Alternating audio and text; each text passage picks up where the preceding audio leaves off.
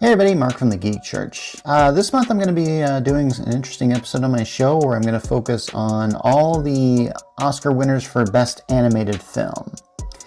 And I'm going to start by going backwards. I'm going to talk about what's nominated for this year, or actually for last year, because that's how the Oscars work. So here are the 2024 Best Animated Film nominees. There's Flow, Inside Out 2, Memoir of a Snail, Wallace and Gromit, Vengeance Most Foul, and The Wild Robot. And the winner is... no, I don't know it, honestly. Anyway, if I had to pick, I would pick The Wild Robot. I already did like a 10-minute rant on that film and what I really think of it and why I think it's a masterpiece. However, what I believe is probably going to win, and you can leave a comment if I'm wrong on this, is probably going to be Flow. Flow is one of those films that I think the Oscars really like. It's one of those films that's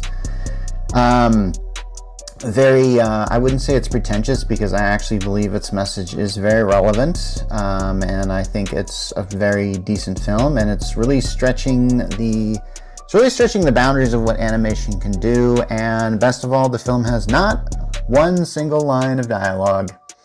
And it looks pretty good too. But hey, I have to say Flow and The Wild Robot are actually very similar in how they do their stories. The Wild Robot actually has dialogue, but it does focus a lot on animals, and there is a flood involved. But they both go in different directions. I don't even feel right even comparing the two, even though there are some similarities. It's like a Venn diagram. Anyway, so Inside Out 2, I would be surprised if it won, but Pixar films generally have a way of winning. But Inside Out 2, it's a good film, and it made a lot of money, and here's the thing, I never really thought it was, it's really kind of just very similar to the original. I didn't really think it was, don't get me wrong, I think it's a good film.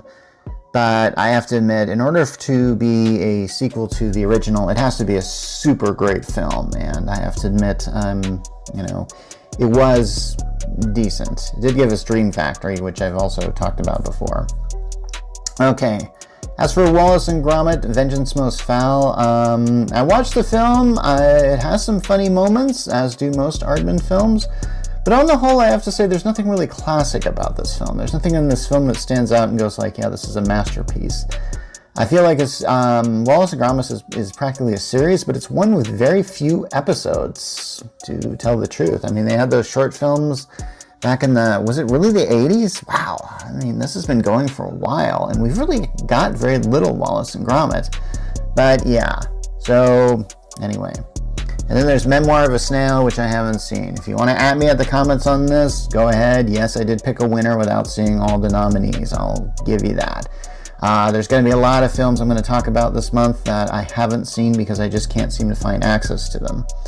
And yeah, I probably could subscribe to AMC Plus and get that, but honestly, I don't really want to do that. So I really just want to get talk about all these animated films that at least I have seen. And now I'm going to get to films that really should have been nominated.